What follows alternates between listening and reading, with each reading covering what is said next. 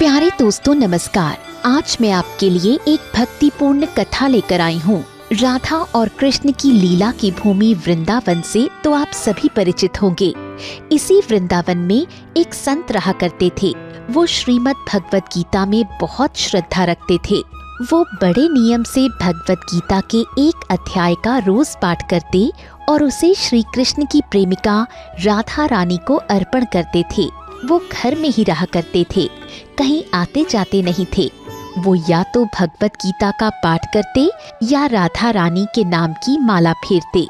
संत के कुछ भक्त थे जो रोज उनकी झोपड़ी में ही भोजन दे जाते थे।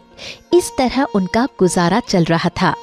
ऐसे ही कई वर्ष बीत गए, पर एक दिन भी ऐसा नहीं था कि राधा रानी को भगवत गीता का पाठ नहीं सुनाया हो।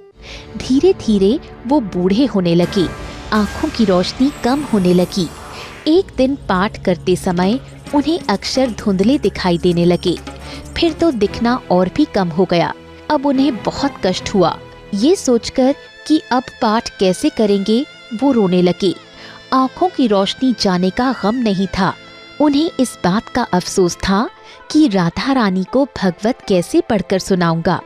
वो मन ही मन कृष्ण भगवान का स्मरण करने लगे। हे प्रभु, आपने मेरे साथ ये क्या किया? अब मैं राधा रानी को कैसे पाठ सुनाऊंगा? इसी सोच में वो भूखे ही रह गए। वो राधा रानी को पाठ सुनाने के पश्चात ही भोजन करते थे। दिन बीत गया और शाम होने लगी। तभी उनके द्वार पर किसी ने दस्तक दी। आंखों की रोशनी कम होने की वजह से उन्हें धुंधला दिख रहा था। वो किसी तरह द्वार तक पहुंचे और पूछा, कौन है? बाहर से एक बालक की आवाज आई। वो उनके लिए भोजन लेकर आया था। संत ने कहा, जब तक मेरा नियम पूरा नहीं होगा खाना नहीं खाऊंगा। वो बालक बोला, ये आपका कैसा नियम है?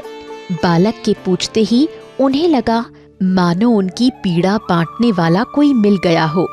उन्होंने बालक को अपने भगवत गीता के पाठ के नियम के बारे में बताया।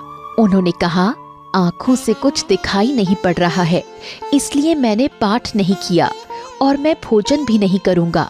ये कहकर वो दुख से रोने लगे।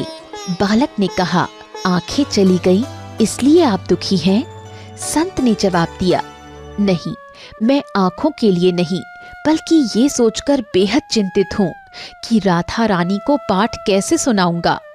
बालक ने कहा, बाबा मैं थोड़ी देर में आता हूँ।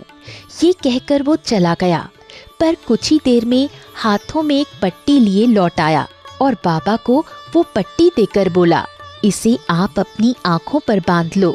संत को पट्टी पकड़ाकर वो लड़का वापस लौट गया।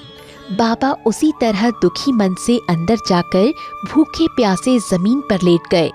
उन्होंने सोचा, जरूर किसी वैद्यराज का लड़का होगा। उसने आंखों का इलाज करने के लिए कुछ औषधि पट्टी में लगाई होगी। ये सोचकर उन्होंने आंखों पर पट्टी बांध ली और सो गए। दूसरे दिन प्रातःकाल जब वो सोकर उठे, सब कुछ साफ साफ दिखाई पड़ रहा था। संत की खुशी का ठिकाना नहीं रहा। उन्होंने पट्टी को देखना चाहा कि इसमें क्या दवा लगाई है जिससे मेरी दृष्टि वापस लौट आई। उन्होंने देखा पट्टी में राधा रानी का नाम लिखा हुआ था। ये देखकर खुशी से संत की आंखों में आंसू आ गए। उन्होंने कहा, राधा रानी आपकी महिमा अपरंपार है। श्लोक सुनने में आपको भी अच्छा लगता है। ये कहकर वो उठे और नहा धोकर भगवत गीता का पाठ करने बैठ गए। आज उनकी वाणी में नया जोश था, क्योंकि स्वयं बांके बिहारी कृष्ण और राधा रानी ने उन्हें दृष्टि दान दिया था। तो देखा दोस्तों, सच्ची भक्ति का फल। सच्ची भक्ति से सब कुछ मिल जाता है। आपको ये कहानी कैसी लगी? ऐसी और कहानियाँ सुनने के लिए इसे लाइक और शेयर जरूर करें।